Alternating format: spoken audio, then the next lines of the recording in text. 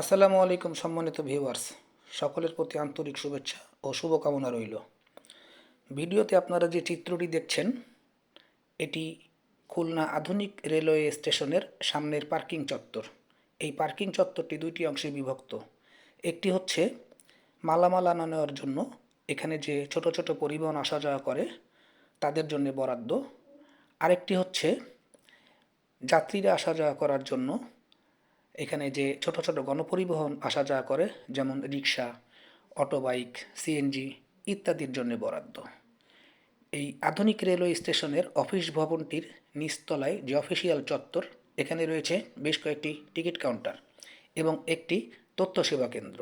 উক্ত তথ্য সেবা কেন্দ্রের মাধ্যমে সহজেই বিভিন্ন প্রকার তথ্য সংগ্রহ করা সম্ভব এবং তথ্য সেবা কেন্দ্রের মাধ্যমে এনআইডি ও মোবাইল নাম্বার দিয়ে রেজিস্ট্রেশন করিয়ে নিলে সহজেই টিকিট কাউন্টার থেকে সিট নাম্বার সহ টিকিট সংগ্রহ করা যায়।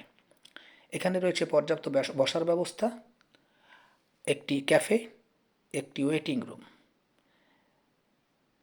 দৃষ্টিনন্দন এবং মনোমুগ্ধকর এই স্থানটি সকল বন্ধুদের জন্য উপস্থাপন করলাম। সকলকে ধন্যবাদ।